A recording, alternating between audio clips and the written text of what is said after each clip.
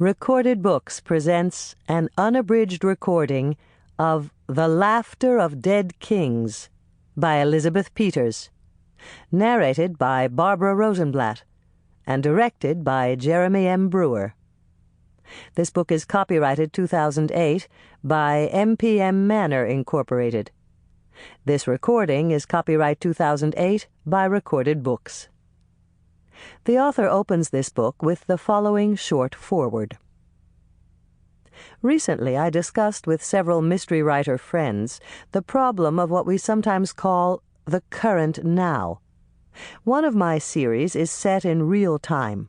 The characters age appropriately with each passing year and with each volume. The Vicky series, and those of many of my friends, don't work that way. Vicky made her first appearance in 1973. She was not yet 30. The most recent volume was published in 1994, more than 20 years later, but Vicky had aged only a few years. She's still in her early 30s, although the world in which she lives has changed a great deal. The Cold War has ended. The horror in Iraq is underway. The Internet has its tentacles into everybody's lives, and people go around with cell phones glued to their ears. So, how do we writers explain the inconsistencies and anachronisms? We don't. We can't. So please don't bother writing to point them out to me. Ignore them, as I have, and place yourself in the current now.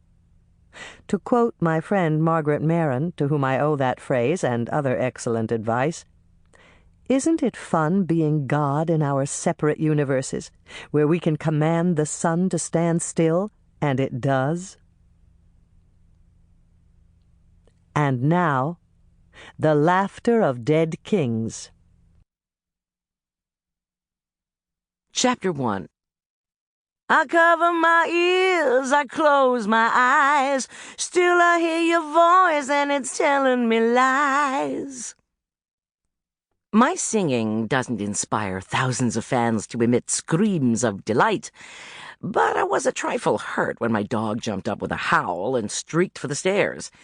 Usually he likes my singing. He's the only one who does like my singing. Otherwise, his hearing is pretty good. John was coming down the stairs. He halted Caesar's headlong rush with a peremptory order, something I've never succeeded in doing, and sauntered toward me. I hadn't seen him for 2 weeks. My toes went numb. He was wearing a blue shirt that matched his eyes and those of the Siamese cat draped over his shoulder. One of his hands supported Clara's front end, his long fingers as elegantly shaped as the small, seal-brown paws they held. Clara hadn't cared much for John at first, but he had set out to win her feline heart, the alternative being bites and scratches, and he had succeeded, with the aid of frequent offerings of chicken. They looked sensational together. He looked sensational. So I said grumpily, "Right on cue. Why can't you come in the front door like normal people, instead of climbing up to my bedroom window?" It brings back such fond memories. Memories of the time when Interpol and a variety of competing crooks had been looking for him, and the art treasures he had made off with. He was now a respectable antiquities dealer, if I could believe him, which I probably shouldn't. Telling me lies had been one of his favorite activities.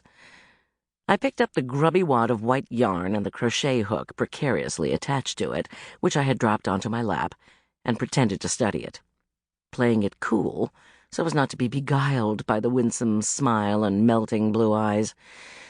Damn him, he hadn't showed up for 2 damn weeks. London is less than 2 hours from Munich by air. I should know. I'd made the trip often enough.